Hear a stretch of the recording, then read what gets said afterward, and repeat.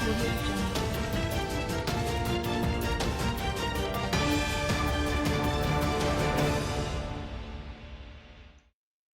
Hi everyone, I am Sejal Agarwal and welcome back to the channel. और आज की इस वीडियो में हम डिस्कस करेंगे all the important news that has happened in the market and उसके बारे में डिटेल में डिस्कस करेंगे।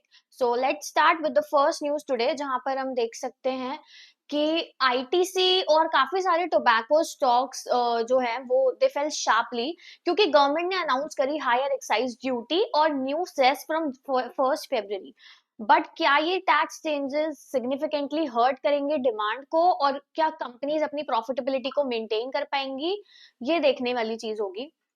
सेकेंडली हम डिस्कस करेंगे अबाउट मेजर कार मेकर्स जैसे कि हुंडई, निसान, मर्सिडीज बेंज, जिन्होंने अपने व्हीकल प्राइसेस को बढ़ा दिया है जनवरी 2026 से, क्योंकि इनपुट कॉस्ट काफी ज्यादा राइज हो रही है। बट क्या ये सेल्स ग्रोथ को इम्पैक्ट करेगा या नहीं, हम इसके बारे में डिस्कस करेंगे। थर्ड हम बात करेंगे अबाउट वोडाफोन आइडिया। तो वोडाफोन आइडिया के शेयर्स कल हमने देखे थे कि काफी ज्यादा गिरे थे, अराउंड 11% तक, बट आज वो अराउंड 6-7% तक बढ़ते हुए दिखे। तो ये सब कुछ क्यों हुआ, इसके बारे में डिस्कस करेंगे। एंड देन हम ओयो के बारे में डिस्कस करेंगे। तो ओयो की जो पेरेंट कंपनी है प्रिज्म, उसने कॉन्फिडेंशियल डीआरएचपी को फाइल किया है फॉर अ 6650 आईपीओ। तो क्या ये आईपीओ ट्रैक कर पाएगा स्ट्रॉन्ग इन्वेस्टर इंटरेस्ट को, और it will face the challenges like the past market volatility. And lastly हम डिस्कस करेंगे about air conditioners and refrigerator के प्राइसेस, जो कि एक्सपेक्टेड है कि 5 से 10% तक बढ़ सकते हैं। अब ये इसलिए होगा क्योंकि एक न्यू बीई नॉर्म आया है और इनपुट कॉस्ट भी काफी ज्यादा बढ़ रही है। तो क्या कंज्यूमर्स इस हाइक को एब्जॉर्ब करेंगे या फिर अपने परचेज को डीले कर देंगे, क्या ये डिमांड को अफेक्ट करेगा, इस सब चीजों के बारे में हम डिटेल में डिस्कस करेंगे। अब स्टोरी वन में हम बात करते हैं टोबैको स्टॉक्स के बारे में। टोबैको स्टॉक्स काफी ज्यादा प्रेशर में रहे आज, दैट इज जनवरी 1 2026, क्योंकि गवर्नमेंट ने अनाउंस करी additional excise duty tobacco products पे। अब इस अनाउंसमेंट के चलते क्या हुआ कि जो गोदफ्रे फिलिप्स है, उसके शेयर्स अराउंड 14% तक गिरे। आईटीसी के शेयर्स अराउंड 8% तक गिरे by 12 noon. And VST Industries was also trading in red. अब एग्जैक्टली क्या चेंज हुआ है कि February 1 2026 से जो सिगरेट, पान मसाला, टोबैको और इस टाइप के सिमिलर प्रोडक्ट्स हैं, इन पे 40% तक जीएसटी लगेगा। ऑल्सो जो बिरस है, उस पे 18% तक जीएसटी लगेगा। जीएसटी के साथ साथ जो टोबैको प्रोडक्ट्स हैं, उन पे एक एक्स्ट्रा एक्साइज ड्यूटी लगेगी, और पान मसाला पे भी चार्ज किया जाएगा एक नया health and national security cess. ये जितने भी नए डिवाइस है, this will replace the existing GST compensation cess and which will cease to exist from 1 फरवरी। ये मूव ने इसलिए इतने ज्यादा कंसर्न्स रेज किए हैं इन्वेस्टर्स के सामने, क्योंकि इतने ज्यादा हाई टैक्सेस की वजह से जो प्रोडक्ट का प्राइस है अल्टीमेटली वो बढ़ेगा, उसकी वजह से डिमांड काफी ज्यादा अफेक्ट हो सकती है। डिमांड, वॉल्यूम, प्रॉफिटेबिलिटी, सब कुछ ही अफेक्ट हो सकता है। इनफैक्ट अगर हम दिसंबर 2025 में देखें तो पार्लियामेंट ने 2 बिल्स को अप्रूव किया था। सबसे पहला था सेंट्रल एक्साइज अमेंडमेंट बिल 2025, जो गवर्नमेंट को अलाउ करता है कि गवर्नमेंट एक्साइज ड्यूटी को लिवाई कर सकती है टोबैको प्रोडक्ट्स पे after the compensation cess ends. And health and national security cess bill 2025, जो कि इंट्रोड्यूस करता है एक सेस ऑन पान मसाला मैन्युफैक्चरिंग। अब इस नए फ्रेमवर्क के अंदर जो सिगरेट्स है, they will be attracting excise duty in range of 5,000 to 11,000 per 1,000 sticks along with 40% का जीएसटी। और जो अनमैन्युफैक्चर्ड टबैको है, उस पर 60 से 70% तक की ड्यूटी लग सकती है, जबकि निकोटिन और इनहेलेशन प्रोडक्ट्स जो हैं, they could be taxed eight 100%।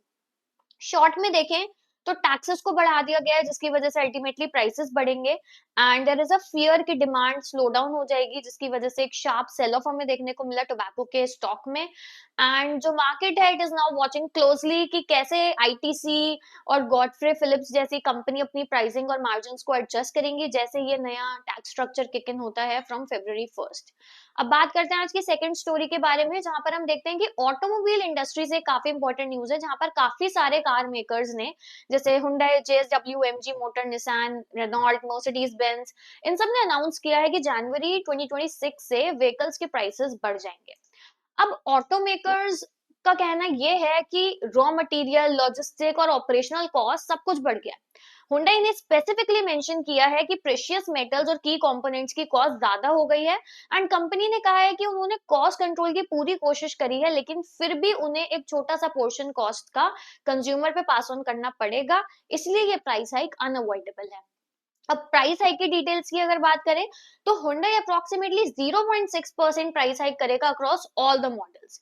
JSW, MG motor, Renault, Mercedes Benz up to 2% across portfolio, and Nissan India एक शार्पर हाइक करेगा अप टू 3%। एग्जाम्पल के लिए अगर हम देखें तो MG विंडसर ईवी, MG का टॉप सेलिंग इलेक्ट्रिक कार का प्राइस 35,000 तक बढ़ सकता है, एंड revised ex showroom price around 14.25 lakh हो सकता है। MG का entry level which is comet EV भी 20,000 तक उसका प्राइस बढ़ सकता है, which is now around 7.7 lakh. अब ये सब एनुअल प्राइस का रिवीजन का भी पार्ट है, क्योंकि ऑटोमेकर्स जनरली साल में 2 बार अपना प्राइस रिवाइज करते ही हैं, जनवरी और अप्रैल में। बट इस साल का जो रिवीजन है it's also a part of a normal cycle, but ये ज्यादा एक्सटेंचुएटेड है by inflation and input cost pressure. Also consumers expect किया जा रहा है कि मतलब वो एक्सपेक्ट कर सकते हैं कि 0.5 to 3% का इंक्रीज उन्हें देखने को मिलेगा कार मॉडल्स में, and it is all because of rising input prices and evolving market scenario in 2026।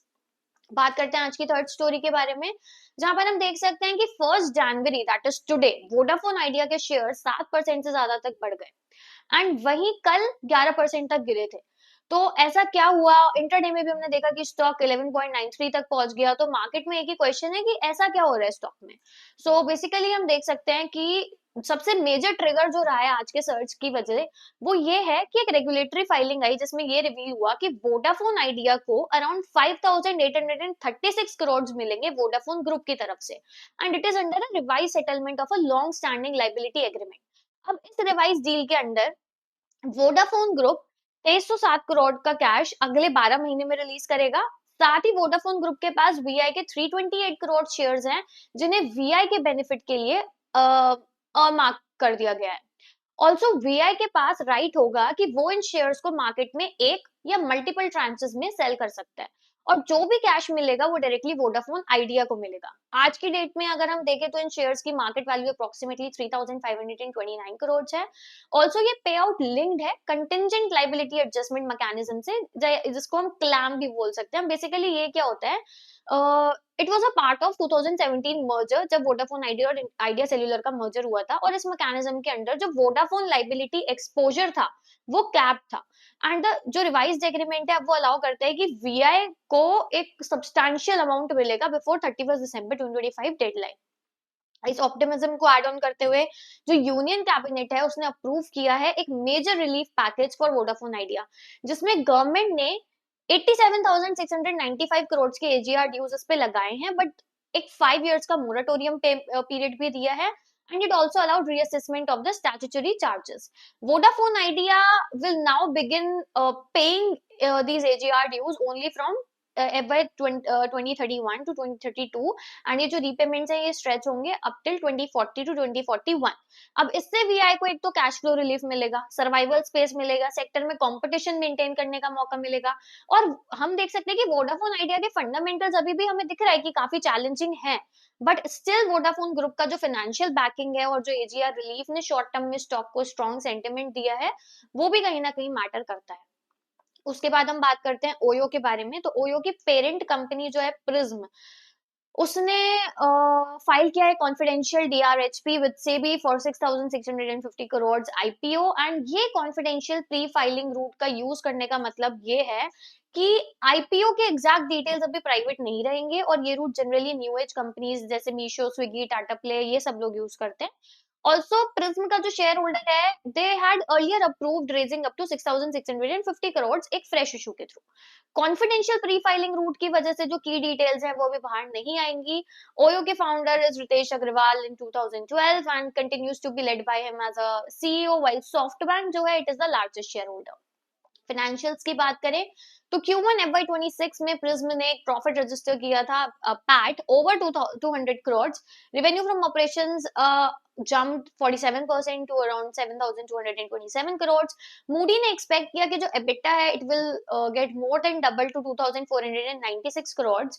And previously भी अगर देखें तो ओयो ने प्लान किया था आईपीओ 2021 में फॉर 8,430 करोड़, बट उसके बाद विड्रॉ कर लिया था ग्लोबल मार्केट वोलेटिलिटी की वजह से.